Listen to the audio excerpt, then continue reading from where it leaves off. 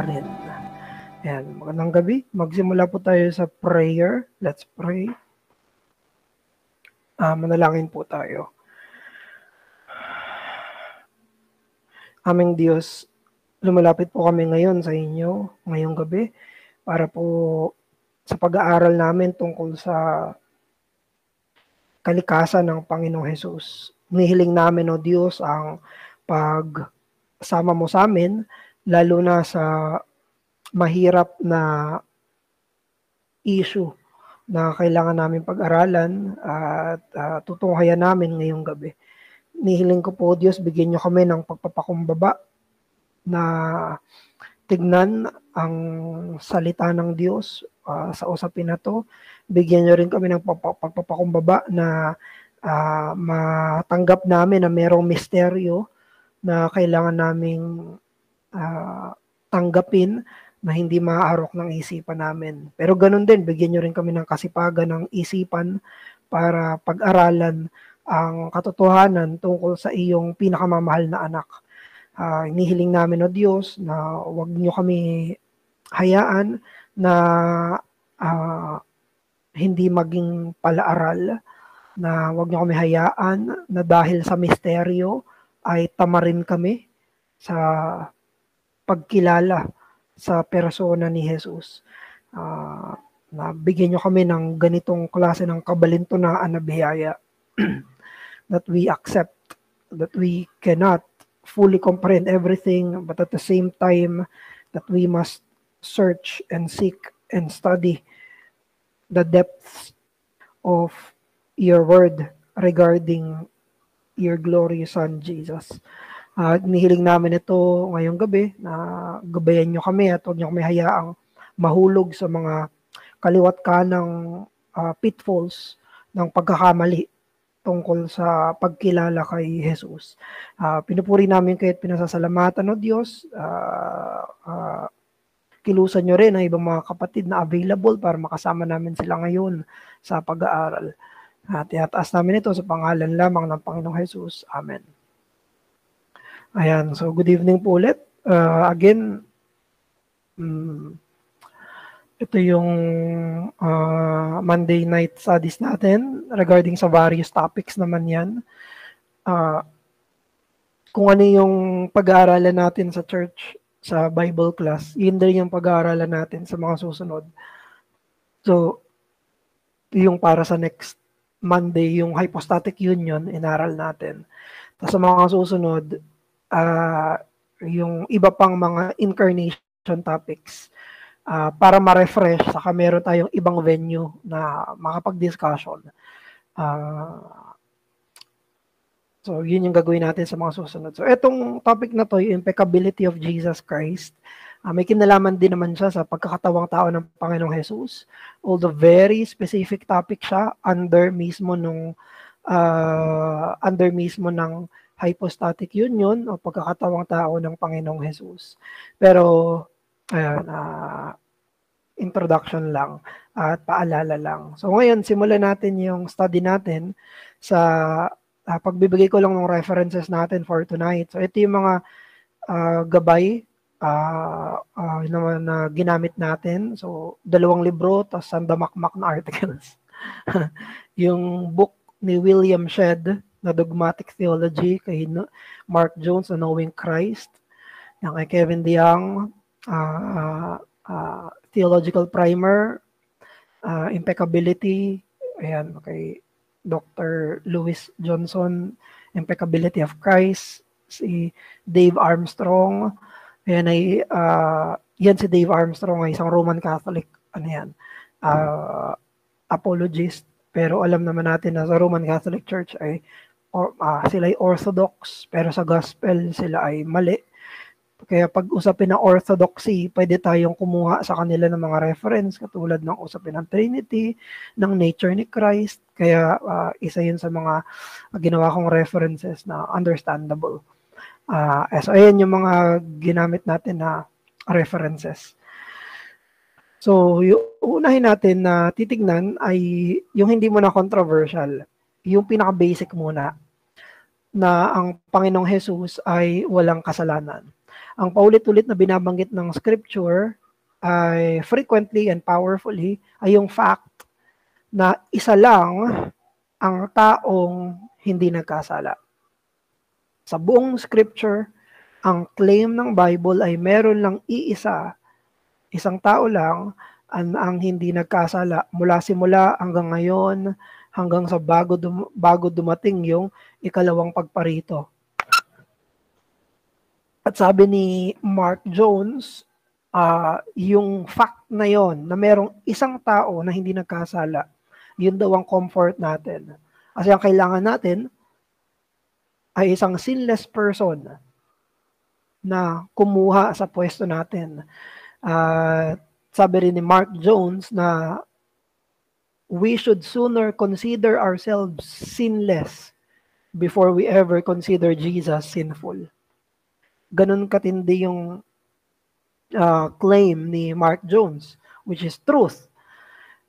Kung paanong hindi natin dapat i-claim na tayo ay sinless, ganun din na hindi dapat natin i-claim na si Jesus ay sinful. It's absurd. Absurd na i-claim na hindi tayo nagkakasala. Pero mas absurd daw na i-claim na si Jesus ay nagkakasala o nagkasala. So maraming testimony, marami ang nagte-testify na si Jesus ay walang kasalanan. Si Angel Gabriel, nung inanunsyo niya pa lang kay Mary na ipagbubuntis niya ang Panginoong Jesus, dun mismo sa declaration pa lang na magbubuntis ang birhen, doon na mismo sinabi na wala siyang kasalanan. Luke chapter 1 verse 35, and the angel said to her, the Holy Ghost shall come upon thee, and the power of the highest shall overshadow thee. Therefore also that holy thing which shall be born of thee shall be called the Son of God. Holy yung pangalan nung ipagbubuntis ni Mary. Ganon din, ang Panginoong Jesus, siya mismo yung nag-claim na wala siyang kasalanan. John 8:45, which of you convinceth me of sin? If I say is the truth, why do you not believe me?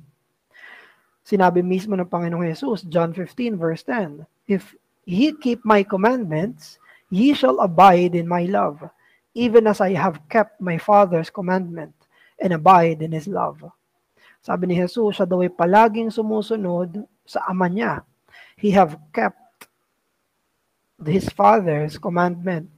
Pero hindi lang yung mga anghel at si Jesus ang nag-claim. Alam niyo, maging mga kaaway ni Jesus, sila rin mismo ang nag-claim, nagbanggit na walang kasalanan si Jesus.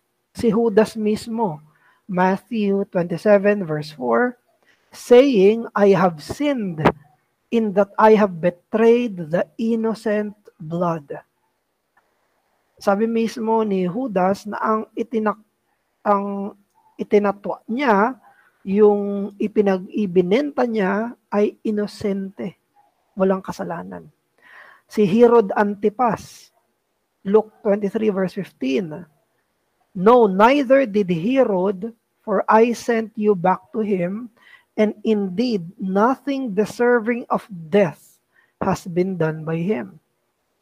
Wala daw mai-charge kay Jesus na kasalanan.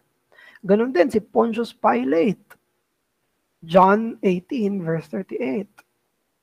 And when he had said this, he went out again unto the Jews and said unto them, I find in him no fault at all. Walang makitang kasalanan si Poncio Pilato kay Jesus nung pinaaresto siya, tinrial siya ng mga Sanhedrin. Ganon din yung asawa, yung misis mismo ni Pontius Pilate. Matthew 27 verse 19. When he was set down on the judgment seat, his wife, yung wife ni Pilate, his wife sent unto him, saying, have thou nothing to do with that just man? Ang sabi ng misis ni Pilate, Iyan ay isang matuwid na tao. Yung katabi ni Jesus na magnanakaw, na repentant. Luke 23:39-41. But the other answering rebuked him. Nirebuke niya isa pang magnanakaw, saying, Dost not thou fear God, seeing thou art in the same condemnation? And we indeed justly, for we receive the due reward for our deeds. But this man has done nothing amiss.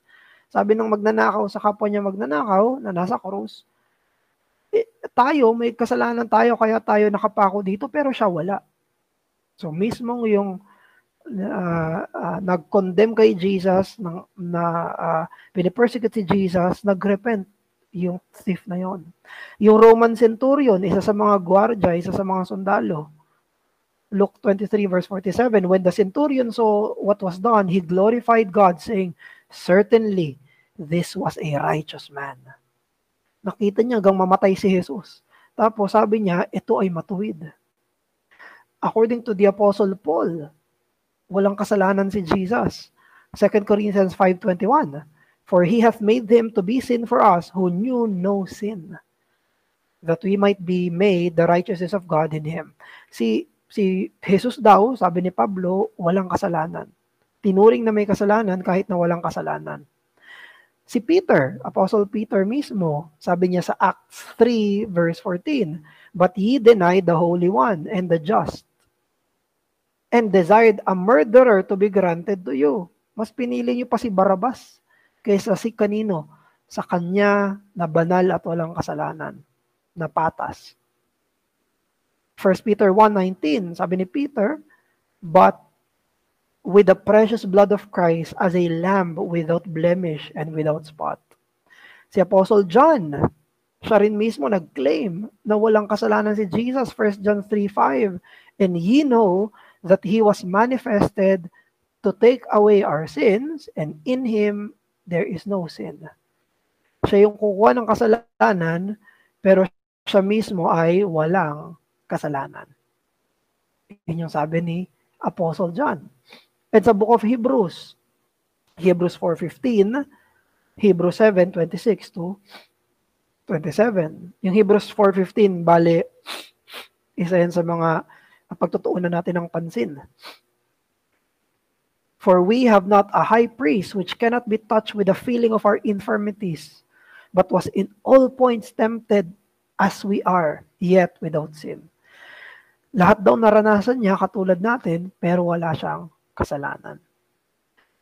Sa Hebrews chapter 9:14, sinabi dito na how much more will the blood of Christ, who through the eternal Spirit offered himself without blemish to God, purify our conscience from dead works to serve the living God. Sinabi ng author ng Hebrews na si Jesus daw ay walang dungis, wala siyang kasalanan. So si Jesus ay inoffer sa kanyang trabaho bilang tagapagligtas, inoffer siya bilang isang banal, perpektong tao at hindi yan maitatanggi sa plain reading ng text. Pero ang pinaka-point ng Hebrews ay yung legality. Yung legality nung kailangan may mamamatay na isang walang kasalanan. Para kasi maging isang legitimate sacrifice, para maging katanggap-tanggap na sakripisyo, kailangan walang dungis. At yun yung finulfill ni Jesus sa lahat ng sacrificial law, sa lahat ng ritual ng Old Covenant, na si Jesus ay tupa ng Diyos na walang spot, walang blemish. Sa Mosaic law, yung sacrifice katulad ng mga tupa, kailangan wala siyang defect. Wala siyang sugat. Kailangan siya ay fully without blemish. Hindi ka tanggap-tanggap kapag may bangas, may dungis, merong mga kulang na parte ng katawan. Yan, yung mga tupa na iaalay. So, pinoportray nun sa New Testament na finulfill ni Jesus na kailangan wala siyang kasalanan. Kaya sa Panginoong Jesus, there was nothing negative that was present. And there is nothing positive that was lacking. that could keep God from accepting the sacrifice. Perfect sacrifice ang Panginoong Hesukristo. Siya ay walang sala na alay mismo. So, dito, pag pinag-usapan natin yung pagiging sinless ni Jesus, mag-agree tayong lahat dyan. Pero, ang pag-uusapan natin ngayong gabi ay yung usapin ng hindi kung may kasalanan ba siya o wala. Ang pag-uusapan natin ay kung pwede ba siyang magkasala o hindi. So, ito ay nasa theoretical na usapin. Theoretical na usapin.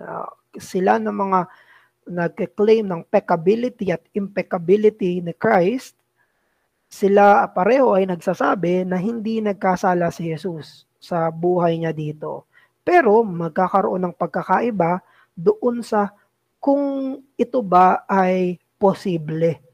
So on the side ng mga naniniwala sa peccability ni Christ, ang ibig kasi sabihin ng peccability, peccare, to sin, ang pananaw nila ay si Kristo sa pagiging tao niya, meron siyang kakayanan na magkasala. Dahil totoo siyang tao at totoo siyang natukso. So yung perspective ng peccability, Jesus could have sinned. Dun sa sides ng peccability, sinasabi nila na theoretically possible na magkasala si Christ, pero hindi talaga siya nagkasala. Ano yung focus nila? Ang focus nila ay yung genuineness ng temptation. Sinasabi nila, hindi totoong natukso si Jesus kung hindi siya posibleng magkasala. So, ang argument ng mga nasa side ng peccability ay magiging totoo lang ang temptation kung merong kakayanan na magkasala. Now, on the other hand, sa side naman ng impeccability, galing to sa impeccabilis na Latin, na ang ibig sabihin ay not able to sin. Ito yung pananaw na to na dahil sa pagka-Diyos ni Jesus, hindi siya pwedeng magkasala sa pagkatao niya kahit na totoo siyang natutokso. So, yung perspective na to ay in-emphasize yung divine perfection na may epekto sa human nature ni Christ. Ang focus naman ng impeccability, sinasabi noon na yung pagiging Diyos niya at mission niya sa pagiging walang kasalanang tagapagligtas. At sinasabi rin nung nasa side ng impeccability, hindi kailangang pwedeng magkasala bago magkaroon ng tunay na tukso. So we'll elaborate that further. Pero mayroong dalawang representative, pwedeng sabihin major representative, although ang side ng impeccability, halos major theologians, orthodox theologians, ay nasa panig na to. Napakakunti lang, recently lang dumami, at isa sa mga main representatives ng side ng peccability ay si Charles Hodge. So isa siya sa mga naging president ng Princeton Seminary, kung saan naging president din sila B.B. Warfield. So sa systematic theology ni Charles Hodge, siya mismo ay nagpo-promote ng peccability na sabi niya, kung totoong natukso si Jesus, dapat totoong posible sa kanyang magkasala. Hindi daw totoo na kaya niyang makisimpatya sa mga tao kung hindi siya maaaring magkasala. So, yun yung sabi ni Charles Hodge. So, si William Shedd naman ay isa sa mga naging estudyante ni Charles Hodge. Sumulat din siya ng dogmatic theology. So, perhaps dahil yun yung position ng naging guro niya, na sinama niya sa dogmatic theology niya itong impeccability ni Christ. Kaya pwede nating sabihin na sila yung dalawang representative. Although, mas marami yung nasa side ni William Shedd. So, meron akong tatlong gustong talakayin natin dito sa usapin ng impeccability ni Jesus Christ. Meron tayong tatlong tanong na dapat sagutin. Una, ano ba talaga ang ibig sabihin ng tukso? Kasi yun yung pinag-uusapan eh. Pwede bang magkasala si Jesus? Kailangan natin pag-usapan dito, ano ba talaga yung nature ng temptation? What is temptation? Pangalawa, ano ang pagiging tao? What is true humanity? Ano bang ibig sabihin ng pagiging tao? Again, importante yan para maintindihan natin kung pwede nga ba talagang magkasala or necessary ba na necessary ba sa tao na siya ay possible to sin. At number 3, ano ang hypostatic union? So, yan yung tatlong issue na essential sa controversy na to. Ano ang tukso? Ano ang tao? At ano ang hypostatic union? So, una, titignan muna natin yung temptation. Ano nga ba ang temptation? So, meron akong isang word na gusto kong tignan natin. Yun yung word na concupiscence. Yung word na concupiscence ay nagre-refer sa desire na gustuhin yung kasalanan. It refers to the desire which precedes the acts of sin. It is the desire to sin. Kaya pag sinabing concupiscence in and of itself ay hindi masama, ibig lang sabihin ay tendency, desire. Pero pag sinabing sin of concupiscence, ibig sabihin nito, ano yung gusto natin? Ano yung gusto natin? Kaya pag pinag-usapan yung sin of concupiscence, merong dalawang bagay tayong dapat isipin dito. Ito ay internal at invisible, at sa usapin ng sin of concupiscence, ang pinag-uusapan dito ay yung hindi mo makontrol na kagustuhan. Meron kang tendency, natural tendency. At ganun din, yung mental act kung saan nag-a-agree tayo dun sa dinedesire natin. So, pwede natin, for example, pwede itong mag-range sa maximal, ibig sabihin, pinagpaplanuhan na kung paano gagawin yung kasalanan. So, minamanage na, meron ng mga strategy kung paano makukumit yung sin. Nyari, pag nanakaw, magpaplano na. So, merong desire at merong ding mental act na gagawin ko to, yun ay part na ng sin of concupiscence.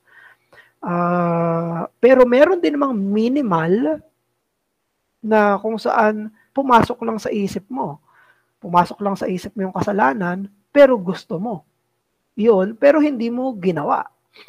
Pumasok sa isip yung kasalanan, in-entertain, hindi ni-refuse na i-entertain, kahit saglit lang yun, yun ay sin of concupiscence.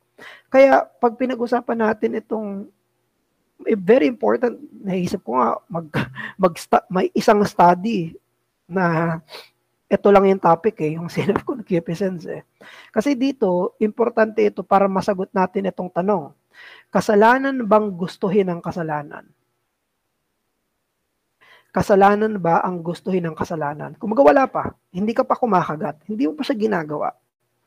Pero yung sense lang na gusto mo siya, kasalanan na ba yun? Kasalanan bang gustuhin ang kasalanan?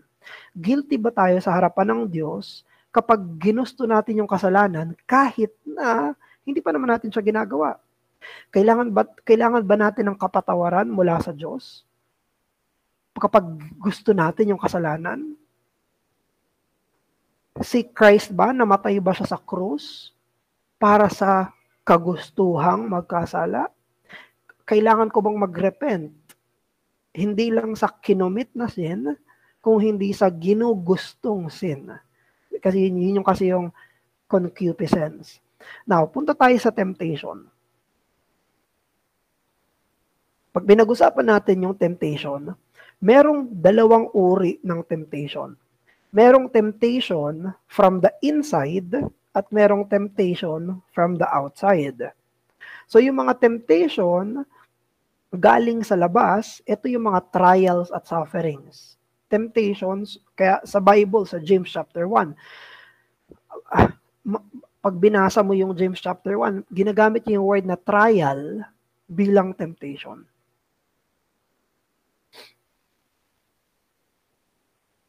Ganon din, meron din ng mga temptation na galing sa loob, nagmumula sa loob ng puso. So, dun sa dalawang klase ng temptation na yon, meron doon na wala si Jesus. At meron doon na meron si Jesus. Yung temptation na galing sa loob, wala nun si Jesus. Hindi na-experience ni Jesus na magkaroon ng internal sinful desire. Walang kagustuhan si Jesus na magkasala. Pero, yung mga outward temptation, yung trials, yung sufferings, meron nun si Jesus. Actually, constantly, tuloy-tuloy niya yon na ini-endure. Maganda yung sino bang, hindi ko na maalala kung saan reference yun. Hindi si Mark Jones pero anyway, pwede natin gamitin yung word na seduction at trial. Pag ginamit kasi natin yung word na seduction, yun ay isang klase ng tukso na nagkakasala na tayo sa tukso pa lang. Yung trial, ito ay temptation na wala pang kasalanan. Ito ay innocent temptation. So, yun yung difference ng dalawang klase ng temptation. May isang klase ng temptation na tinutukso pa lang tayo, nagkakasala na tayo. Hindi pa natin ina-act. Why? Kasi meron ng internal desire. Ginugusto natin yung kasalanan kahit na hindi pa natin ginagawa. Yun yung seduction. Yun yung within. Yun yung flesh. Samantalang yung trial, paghihirap, pagdurusa, masakit na pangyayari, yan ay temptation din, pero yun ay trial. Pwede kang mag-act doon sa suffering na yon, pwede kang mag-sin doon sa suffering na yon, pero hindi porket nagdusa tayo, nagkasala na tayo. Hindi. Sa part na yon, yun ang temptation ni Jesus. Ang temptation ni Jesus ay sa mga sufferings. Pero walang temptation si Jesus na seduction. Hindi minsan na-seduce si Jesus. Walang seduction na nangyari. Walang time na meron siyang longing doon sa kasalanan na tinutokso sa kanya. Kaya sa Hebrews chapter 4 verse 15, for we do not have a high priest who is unable to sympathize with our weaknesses, but one who in every respect had been tempted as we are, yet without sin. Now, we need to be very careful doon sa paano natin titignan na in every respect na tempt siya katulad natin, yet without sin. Now, sa paanong paraan hindi nagkasala si Jesus? Hindi siya nagkasala dahil hindi niya kinagat yung tukso, hindi siya nag-act doon sa tukso, pero hindi rin siya nagkasala dahil wala siyang sinful desire. Hindi siya nagkasala, hindi lang dahil hindi siya nag-act upon the temptation, kung hindi wala siyang desire. Hindi niya gustong magkasala. Walang kagustuhan si Jesus na magkasala. Now, for us, medyo magkaiba tayo dito sa Panginoong Jesus. May difference tayo dito sa Panginoong Jesus. Kaya si Jesus, He did not have the sin of concupiscence and did not succumb to the offers of temptations. Si Jesus ay walang love for sin. Wala siyang desire to sin. At ganun din, He did not commit sin. Tayo, ang temptation natin, threefold. Meron tayong flesh. Yung ibig lang sabihin ng flesh ay hindi physical body. Ang ibig sabihin ng flesh ay desire to sin. Yun yung concupiscence. Meron tayong sin of concupiscence. Meron tayong attracted tayo sa kasalanan. Gusto nating magkasala. Mahal natin ang kasalanan. Yun yung sa believers ay indwelling sin. Pero meron ding mga ibang tukso. Galing sa sanlibutan, nasa labas, galing sa panghalina ng demonyo. So, ganun yung meron tayo. However, ibahin natin si Jesus. Si Jesus, meron siyang tukso mula sa sanlibutan, meron din siyang tukso mula sa dyablo, pero wala siyang tukso mula sa laman. Kasi walang sinful nature si Christ. Walang sinful nature si Christ. Wala siyang indwelling sin. Wala siyang sinfulness. Kaya hindi na-experience ni Christ yung Galatians 5:17. Sabi sa Galatians 5:17, the flesh lusteth against the spirit lusteth against the flesh. Kapag mananampalataya ka na, Roman 7 ka na. Pag believer ka na, ayaw mo nang gumawa ng kasalanan, gusto mo nang gawin yung kabanalan, gusto mo ng kabanalan, pero nakakagawa ka pa rin ng kasalanan. Meron ng clash kapag believer ka tayo. Pero si Christ, hindi niya na-experience yon. Walang clash sa loob ni Jesus. Walang clash sa puso ni Jesus na nagsasabi sa loob ni Jesus na magkasala ka. Ang lahat ng tukso ni Jesus ay galing sa labas. Ang lahat ng tukso ni Jesus ay galing sa trial outward na mga sufferings. So, sabi nga ni John Owen, si Christ, ang hinarap ni Kristo ay yung suffering part ng temptation. Samantalang tayo, ang meron tayo ay parehong suffering part at sinning part. Ibig sabihin, ang meron tayo, hindi pa natin ginagawa yung kasalanan, pero nagustuhan mo. Yung idea, nag-assent tayo. Kunyari, may napulot kang 200. Binalik mo naman. Kunyari, may napulot kang 200, tapos malapit dun sa counter. Binalik mo sa counter. Pero yung saglit na isang segundong naisip mo na siguro maganda kunin ko to Sin of concupiscence na yon. Ibig sabihin, meron ka nang naisip mo na isang segundo naisip mong mabuti ang kasalanan. O 2 segundo naisip mo na better ang disobedience sa obedience. Sin of concupiscence yon. Yun ang wala si Jesus. Wala si Jesus nung sin of concupiscence. Wala si Jesus na love and desire. Never niyang naisip na mas mabuti yung kasalanan kesa sa kabanalan. Now, dito mismo sa usapin ng temptation, gusto rin nating banggitin dahil napakaraming tanong dito, of course. Kasi iba tayo kay Jesus.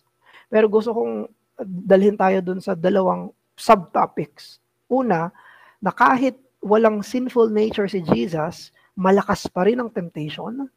At kahit walang sinful nature si Jesus, kaya niya pa rin makipag-sympathize sa atin. Sa totoo lang, yung temptation kay Jesus ay mas matindi pa kesa sa atin dahil never siyang nag-give in sa kasalanan. Ang sakit sa ulo nito. Pero nung kanina, pinag-iisipan ko to, bakit ba tayo na believers? Bakit mahirap ang temptation? Hindi mahirap yung temptation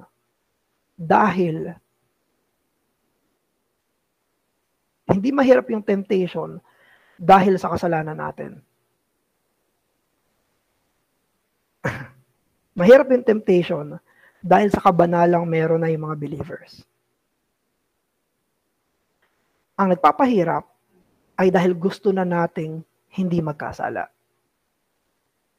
Madali lang magkasala. Pero nahihirapan tayo sa temptation dahil meron na tayong new nature. Dahil meron na tayong new humanity. Mahirap siya kasi gusto na natin gawin yung tama. Hindi siya mahirap dahil sa kasalanan. Kung kasalanan lang pinag-usap, madali lang, given na. Mahirap yun kasi may iba na tayong gusto. We already love God. We already love holiness. Holiness is beautiful na. Yung kabanalan ay masarap sa isip at sa puso at sa buhay. Yun yung dahilan. So, si Jesus, kaya mahirap sa kanya yung temptation dahil walang ibang meron siya kundi kabanalan. Walang ibang meron siya kundi purong kabanalan. At tayo bilang mga believers, nag-give in tayo sa temptation kahit na unang atake pa lang. Pero si Jesus, never siyang nag-give in sa kasalanan kaya mas na-experience niya yung full weight ng temptation. Isa pa sa eureka moment ko nung yung inaaral ko to is yung idea na tayo bilang mga makasalanan ay na-desensitize na sa kasalanan. Desensitize. Ibig sabihin, pag palagi tayo nakakita ng kasalanan, hindi natin tinatama, nakikinig tayo sa mga turo kung saan sinasabi okay lang ang kasalanan, na-desensitize tayo. Naisip natin okay lang yung kasalanan. Pero si Jesus, never siyang naging ganon. Kapag na-desensitize tayo sa kasalanan, nagiging madali magkasala. Hindi nagiging mahirap magkasala. Dumadali magkasala. Pero si Jesus, bilang never siyang na-desensitize, fully aware siya sa ugliness, darkness, evilness. Sa kung gaano ka dugyot yung kasalanan, gaano kasama yung kasalanan, gaano ka kadiri ang kasalanan. Fully aware si Jesus doon. Therefore, lahat ng temptation sa kanya, full. Sa atin, minsan isang temptation pa lang, hulog na tayo. Pero si Jesus, walang ganon. Kaya yung resistance niya, mas intense. Hindi mas lesser. Hindi mas mababa yung strength ng temptation. Ang sabi nga doon dito sa mga reference natin, sinabi doon, hindi automatic yung pagiging not able to sin Jesus. Palagi niyang nilalaban yon. Palagi niyang pinaglalaban yon. Palagi siyang actively umaayaw sa kasalanan. Kaya niya ginawa yon. Naalala niyo si Jose sa Old Testament nung tumakbo siya sa asawa ni Potiphar. Ganun yung nangyayari kay Jesus on a much higher level. Ang isang magandang illustration dito na nabasa ko. Kasi ibang illustration, nahirapan talaga akong isipin kasi hindi ko maintindihan. Pero isang illustration na hindi man fully magagrasp, pero nakakatulong siya is yung dam. Yung dam, water dam. Yung dam, nag-hold siya ng tubig. It holds back water, yung flood. At kapag nasira yung dam, titigil na siya sa pag-hold ng pressure. Dadaloy na yung tubig doon. Pero yung dam, nandun siya para pigilan yung tubig. At habang umaangat yung tubig, mas tumitindi yung force. Mas tumitindi yung pressure na kailangan niyang pigilan. Ganon din sa atin at kay Jesus. Sa atin, minsan konting pressure pa lang, bibigay na tayo sa temptation. Pero yung kay Jesus, never siyang bumigay sa temptation. Kaya yung nararanasan ni Jesus na uri ng strength ng temptation ay pataas ng pataas ng pataas at paggrabe ng paggrabe ng paggrabe at full at full at full. Full pressure yung meron siya. Pero hindi siya nagkasala. Ganun yung ginawa ng Panginoong Jesus mismo. Yung struggle niya ay totoo. Yung struggle niya ay unique. Yes, unique yon. Pero yung struggle niya ay totoo. Full pressure yung naranasan ni Jesus. Unrelenting weight of temptation. Si Paul Washer, na naibanggit niya rin ito sa isang conference somewhere. G3 conference yata yun. na sinabi niya parang isang weightlifter, parang isang weightlifter na tayo, konting bigat pa lang, tumba na tayo. Si Jesus, nilagyan ng mas maraming weight, kayang-kaya niya pa rin buhatin. Pero hindi ibig sabihin, hindi siya nahirapan. Mabigat pa rin. Pero kinaya niya. Now, ganun din, sinabi ng ibang mga references, isipin natin yung physical agony ng mga martyrs. Sila na mga namatay para sa faith. Papatayin sila kung hindi nila itanggi si Jesus. Now, dahil hindi nila tinanggi si Jesus, ibig bang sabihin, madali na yung pagiging martir? Dahil ba, kinaya nila, hindi nila tinanggi si Jesus, madali ba yung pagiging martir? Hindi ba mahirap yung pagiging martir? No. Yun mismo yung sinasabi dito sa Panginoong Jesus. Of course, the Lord Jesus is on a much higher level. Na yung physical agony ng mga martyrs, hindi yun kumonte. Hindi sasabihin, ay, ano sila, kinaya nila yan. No.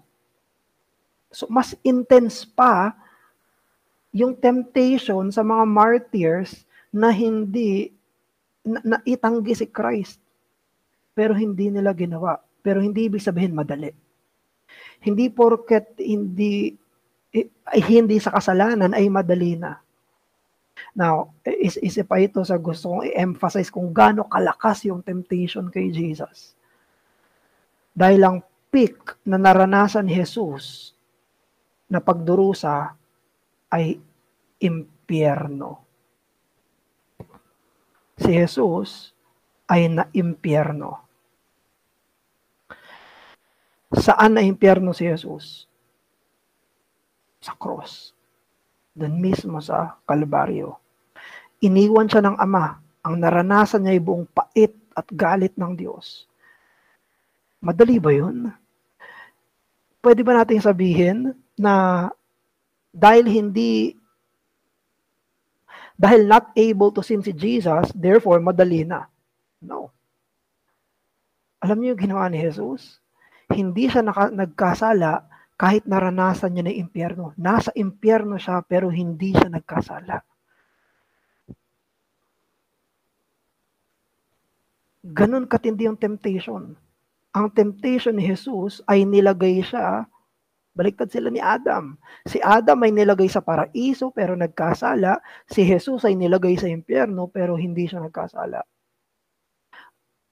That's why we cannot say hindi totoo ang temptation ni Jesus dahil impeccable siya. No. That's the hardest. Pero ganun din, kailangan nating i-discuss yung sympathy ni Jesus. Kasi ito yung sinasabi ng mga nasa peccability na side. Dahil sinasabi nila na kung walang sin, hindi naman nila sinasabi na may sinful nature si Jesus. Pero ang sinasabi nila ay kung hindi maaaring magkasala si Jesus, therefore hindi niya totoong kayang makisimpatya sa atin. Ganun yung sinasabi. Hindi niya kayang makisimpatya sa atin kung hindi siya possible to sin. Yun ang ibig sabihin nila. Pero, ang sinasabi natin dito, on the side of the peccability, ay dahil si Jesus ay walang kasalanang natukso. Sa totoo lang, mas malalim pa at mas tender pa ang sympathy niya sa kanila ng mga nagkakasalang natutokso kaysa kung meron siyang posibilidad na magkasala. Now, parang contrary yun sa isipan natin, contrary yun sa pag-iisip natin kasi iniisip natin ang kaya lang makisimpatya sa akin ay sila ng mga katulad ko ng nararanasan. Ganun yung naisip natin Ganun ang logic natin. Kung hindi pwedeng magkasala si Jesus, hindi niya ako maiintindihan. Kung hindi ginusto ni Jesus, example, mag-porn, hindi niya ako maiintindihan sa struggle ko sa porn. Kung hindi si Jesus nagkaroon ng kagustuhang magsinungaling, hindi niya ako maintindihan sa tukso ko ng pagsisinungaling. Ganun ang logic natin sa usapin ng simpatya. Kaya lang, ang sinasabi natin dito, mali yun. Hindi totoo yun. Hindi totoo na mas malalim ang simpatya ni Jesus kung pwede siyang magkasala kaysa sa simpatya ni Jesus doon sa hindi niya kakayanang magkasala. Sa totoo lang, it's the other way around.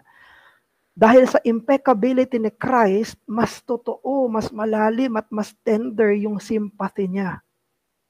May tatlong binigay na reason si William Shedd doon sa dogmatic theology niya. Tatlong reasons niya para patunayan na mas malalim ang simpatya ng hindi pwedeng magkasalang Jesus. Una, sabi niya, dahil ang lustful desires, it deadens the sensibility and blunts the tenderness and delicacy of the nature. Ang totoong hindi kayang makisimpatya ay sila na mga may kagustuhang magkasala. Nagkakakalyo yung puso natin dahil sa kasalanan. Ang nagpapakalyo sa puso ay kagustuhang magkasala. Dahil wala si Jesus noon, wala siyang kagustuhang magkasala. Puro yung puso ni Jesus. Purong-purong kabanalan yung meron siya. Hindi na desensitize yung puso ni Jesus. Hindi kalos yung puso ni Jesus. Kasalanan na nagpapatigas sa puso, hindi kabanalan. Kasalanan na nagpapatigas sa puso, hindi kabanalan. Therefore, na-maintain ni Jesus, actually, growing pa nga, di ba? Yung heart niya para sa mga natetempt in sin na katulad natin. Yun yung unang argument ni Shedd. Binabasa ko yung kanina, sabi ko, grabe, mind blown ako. Oo nga, totoo nga to, tama to. Pangalawa, dahil there is so much selfishness sa sympathy of vice with vice. Sabi ni William Shedd, napakalaki daw ng pagkamakasarili, iba yung simpatya ng nagkakasala sa nagkakasala. Ang sabi ni William Shedd, ang isang lasinggero, totoo. Alam niya yung pinagdadaanan ng isa pang lasinggero. Pero yun ay may halong pagkamakasalanan. Iba yung simpatya ng hindi lasinggero sa isang lasinggero na gusto niya na matigilan niya ito. Na gusto niya na hindi siya mapahamak dito. Na gusto niya ay maitama siya dito. It's another level of sympathy. It's a benevolent temperament man who has more sympathy to this person.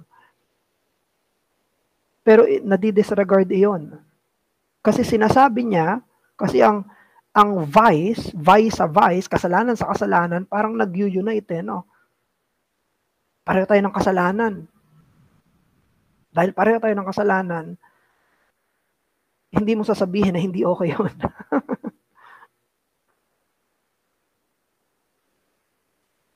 Hindi niya sasabihin na hindi okay yun. Sabihin niya okay lang yun. Ang sabi ni, thirdly, kasi ano yan, tuloy-tuloy yan hanggang third. Sabi ni William Shedd, yung totoong kalakasan at realidad daw ng simpatya ay sa kung gaanong self-sacrifice ang kayang ibigay ng isang tao para doon sa miserable. Ang totoong lakas at realidad ng simpatya ay hindi nakasalalay sa naintindihan lang. Kasi sabi niya, yung isang lasinggero daw, naintindihan niya yung kapwa niya lasinggero, pero wala naman siya kagustuhan na hindi na maging lasinggero. Yung katulad niya. Ang sabi ni William Shedd, ang totoong sympathy, strength ng sympathy ay nakasalalay sa gaano kalaki yung kaya mong isakripisyo para dun sa miserable. At dito niya pinromote si Jesus. Sabi ni William Shedd, hindi ko na na-quote dito. Sabi ni William Shedd, sa dogmatic theology niya, one man may know very vividly from personal experience how another man feels, and yet not to be willing to undergo any suffering for him, for the purpose of delivering him from suffering. Drunkard have a common feeling of misery, but they do not make sacrifices for one another.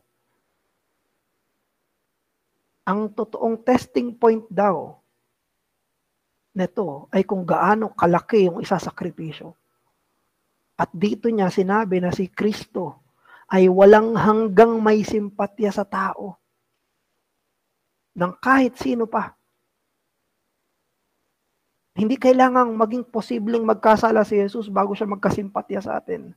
John 15:13, greater love has no man than this. Walang kahit sino yung mas mataas na pag-ibig. Ito yung pinakamataas na pag-ibig. That a man lay down his life for his friends. Of course, ang dinedescribe ni Jesus ay sarili niya. Inaalay niya yung sarili niyang buhay para sa mga minamahal niya. At hindi natin pwedeng sabihin, hindi natin pwedeng illogic kay Jesus. Hindi natin pwedeng sabihin, Panginoon, di mo naman naranasang magustong magkasala hindi mo ko maintindihan, hindi ka nakikisimpatya sa akin. No, sabi ni William Shedd, sabi niya, no. Kung sino may pinakamalaking sakripisyo, siya yung tunay na may simpatya sa'yo. Siya yung tunay na umiintindi sa'yo.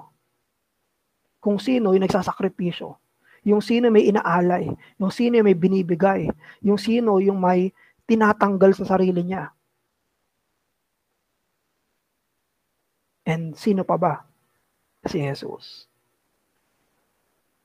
Hindi kailangan ni Jesus gustuhing mag-porn para makisimpatya sa mga Kristiyanong nahihirapan sa porn. Hindi kailangan ni Jesus na mainggit para kaya niyang makisimpatya sa mga naiinggit. Hindi kailangan ni Jesus na gustuhing sumamba sa Diyos-Diyosan bago niya kayang makisimpatya sa mga natutuksong sumamba sa Diyos-Diyosan. Si Jesus, ang totoong simpatya niya ay ang krus. It's the cross. Andun sa krus ng Kalbaryo, siya namatay para sa mga makasalanan. Yun yung totoong simpatya. Totoong naranasan niya lahat ng hirap at sakit at pait hanggang dun sa krus. Even, sabi pa nga ng Hebrews, more than us. More than us. So, dito natin sasabihin na yung temptation ay understand that Christ faced the suffering part of temptation without sinning. Unlike you and me, who often yield to the sinful desires and let His sinless nature deepen your trust in His perfect sympathy for your struggles. Now, pangalawa, na titignan natin is yung humanity ni Jesus. Ito, medyo maikli ito sa usapin ng pagiging tao ng Panginoong Jesus. Dahil ang pag-uusapan natin dito, ano ba yung pagiging tao? Kasi yung mga theologians na nagtitake ng position na pwedeng magkasala si Jesus, ang in-overemphasize nila actually ay yung humanity ni Christ. Ayaw nilang ma-bypass. Kanina lang may napanood ako na mga conference nila R.C. Sproul sa Sinclair Ferguson. At I don't know kay Sinclair Ferguson, pero si Sproul, nandun siya sa side ng peccability ni Christ, na pwedeng magkasala si Christ. Na pressure yata si Sinclair dun eh. Pero sa question and answer, doon nabanggit na possible na magkasala si Jesus. Pero ginagawa nila yon dahil gusto nilang protektahan. Actually, overemphasize nila yung pagiging tao ni Jesus. Pero ang gusto ko maalala natin na yung pagiging tao ni Jesus ay hindi unfallen humanity. Yung pagiging tao ni Jesus ay hindi yun fallen humanity. Yung pagiging tao ni Jesus ay unfallen humanity. Kunyari, si Adam sa si Jesus, pareho silang tinukso. Pareho silang walang sin of concupiscence. Nung nagkasala si Adam sa garden, hindi yun nanggaling sa flesh. Wala pang kasalanan nun. Nanggaling yun sa labas. Ganon din si Jesus. Nung si Jesus ay tinutukso, hindi yung galing sa loob, galing yun sa labas. Mga outward temptations yun. Bakit? Kasi hindi pa fallen humanity sila. Si Adam ay hindi pa fallen humanity. Si Jesus ay hindi talaga fallen humanity. At ang pagiging tao sa hindi nito bagsak na kalagayan ay hindi naman essentially sinful. Tandaan natin, hindi nilikha ng Diyos ang tao na makasalanan. Nung nilikha ng Diyos ang tao, nilikha niya ito in the image of God. Not in the image of sin. Therefore, ang pagiging tao, hindi ibig sabihin to be human is to be sinner. Meron lang tayong definition na to be human is to be sinner after Genesis 3. Pagkatapos lang yun ng fall. Pero originally, bago pa, ang nagde-define sa pagkatao natin ay hindi yung Genesis 3. Ang nagde-define sa pagkatao natin ay yung Genesis 1 at 2. Ngayon, naging tainted yung pagiging tao natin dahil sa Genesis 3. Ay nga i-recover sa redemption. So, ibig sabihin, creaturehood does not equate to peccability. Hindi porket ang nilikha ay kasalanan na. We know that God did not create sin.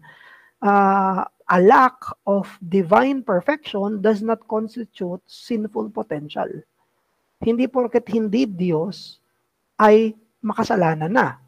Hindi porket hindi Diyos ay makasalanan na. Originally ito originally. At ganun din, ang kasalanan, hindi naman unique yan sa human nature. Merong iba pang nilikha yung Diyos na nagkasala. So again, to be human does not necessarily equate originally to being sinful. May iba pang nilikhang nagkasala. Sino? Anghel. Yung anghel, wala namang human nature. Wala namang human nature ang angel. Angelic nature ang meron sila. Pero may mga anghel na nagkasala sa nakalipas. At meron na ngayon. So, hindi natin pwedeng sabihin ang pagiging creature, pagiging human is sinful in and of itself kaagad. Sabi ni Dave Armstrong, it is not the essence of a human being to sin or be able to sin. Rather, ang essence ng pagiging tao is to be made in the image of God. Apakaganda nung sinabi ni Dave Armstrong. Ito yung Roman Catholic theologian na binanggit ko kanina. The less we sin, the more human we are. The less we sin, the more human we are. Kaya, isa sa mga binabanggit ko pa ulit-ulit before na tao lang nagkakasala. Tao lang nagkakasala. Hindi, ang totoong tao ay hindi dapat magkasala. Kinreate ng Diyos ang tao para hindi magkasala. Kinreate ng Diyos ang tao na may righteousness. Therefore, kapag nagkakasala tayo, we are being less human. 'Di ba? Kapag grabing kasalanan na yung ginagawa ng mga tao, anong tawag sa kanila? Animal ka, hayop ka. Kasi meron tayong tendency, alam natin na hindi ka makatao. Hindi ka kumikilos na parang tao. Anong ibig sabihin ng pagiging tao? Hindi dapat ganun. Hindi dapat nagkakasala. Yun ang ibig sabihin nun. So, kailangan nating maintindihan na the less we sin, the more human we are. At ang totoong perfect human ay sa incarnation ni Jesus. Hindi less than human si Jesus. Yun ang tinuturo ng scripture. He is truly human. Siya ay totoong tao. Sa totoo lang, siya ang nag-iisang totoong tao sa ating lahat. Dahil siya yung merong perfect image of God. na sinunod niya yung Diyos. Mula pagkapanganak niya hanggang kamatayan niya, ganun ang tao. That is humanity. Kaya kahit na limited pa yung beatific vision, yung knowledge of God ni Jesus sa kanyang Ama, bago siya sa exaltation, pero yun ang dahilan kung ba't di siya nagkakasala. Meron siyang totoong image bearing sa Diyos maging sa kanyang humanity. So, hindi pwede sabihin, ay, sa human nature ni Jesus, pwede siyang magkasala. No, hindi ganon. Hindi ganyan ang dapat pagkakaintindi natin sa totoong pagkatao. Lastly, ito na yung pinakahuli na argument regarding sa hypostatic union. Ang ibig sabihin ng hypostatic union na si Jesus ay isang persona na may dalawang kalikasan. Isang persona na may dalawang kalikasan. So sabi ni Mark Jones sa book niya na Christian's Pocket Guide to Jesus Christ, yung technical term daw ng assumption, ibig sabihin pagkuha ng logos ng human nature ay tinatawag na anhypostasis. Anhypostasis. Ang ibig sabihin noon na yung human nature ay pinersonalize ng logos. Logos ay the word, yun ang ikalawang persona ng Diyos. Therefore, yung human nature na yun ay walang personalidad ng sarili niya. Ito ay impersoned, personalized ng logos. Kaya sabi sa John 1:14, the word became flesh. Ibig sabihin nito, may personal union yung divinity at humanity ni Jesus. At sinasabi ng mga theologians yung word na hypostatic union. Dalawang kalikasan, iisang pagiging tao. Now, bakit importante yung hypostatic union dito sa usapin ng impeccability? Importante to, sabi ni, dulo pa yan si William Shedd. Dahil si Kristo sa kanyang human nature, kapag sinabing pwede siyang magkasala, na undermine nun yung kanyang divine nature. Hindi lang yung divine nature, kundi yung divine person niya. Tandaan natin, ang kumikilos sa pagiging tao ni Jesus ay yung pagiging persona niya ng Diyos. Ang nagpapakilos sa katawan ni Jesus ay ang pagiging persona niya ng Diyos. Ang human nature ni Jesus ay instrumental lang para mismo ang ikalawang persona ng Diyos ay maghirap, mamatay. Pero walang sariling katauhan yung humanity ni Jesus apart from His divine person. Therefore, yung kumikilos sa humanity ay divine person. Sabi ni Maximus the Confessor, persons act, natures are. Persons act, nature are. Yung human nature ni Jesus ay never nag-exist apart sa Kanya. Never nag-exist ang human nature ni Christ apart sa union nito sa pagiging Diyos ni Jesus, sa person ni Jesus. Kaya sabi ni William Shedd, again, ito yung representative ng impeccability view, when the Logos goes into union with the human nature, so as to constitute a single person with it, he becomes responsible for all that this person does through the instrumentality of this nature. Dahil ang persona ay may dalawang kalikasan, lahat ng ginagawa sa pamamagitan ng pagkatao niya, responsable yung persona ni Jesus doon. Therefore, pag sinabing able to sin yung human nature, hindi pwedeng sabing human nature lang yon. Kung hindi able to sin yung person ni Christ. So should Jesus Christ sin, incarnate God would sin. Kaya sabi ni William Shedd, hindi pwedeng mangyari yan. Hindi yan pwedeng mangyari. Now, illustration. Ito yung illustration ni William Shedd dun sa dogmatic theology niya. Again, walang perfect illustration dito, pero ito yung attempt. Imagine, pag binigyan ko kayo ng isang 1 mm na wire, ayan, bakal na wire na yan, kaya nyo ba siyang baliin? Yes. Ganon-ganonin mo lang yung wire na yan, mababali mo na yan. Pero kapag binigyan kayo ng isang steel bar, nasa picture ko na, ganyang kakapal, kaya nyo ba siyang baliin? Ng sarili nyo lang? Of course not. Ganyan in-illustrate ni William Shedd yung kung posible ba na magkasala si Jesus. Sabi niya, yung iron wire, yung manipis na wire na yan, napakadali lang niyang baliin. Sabi niya, ganyan ang human nature. It's temptable. Napakadali siyang baliin. Pero, kapag yung wire na yan, yung napakanipis na wire na yan, sabi niya, kapag inikot mo yan doon sa steel bar, tapos itry mong baliin yung wire. Yung wire na yan, iikot mo yan sa steel bar, tapos tanungin ko ulit kayo, sige nga, baliin mo nga yung wire na nakadikit doon sa steel bar. Sabi niya, ganyan ang hypostatic union.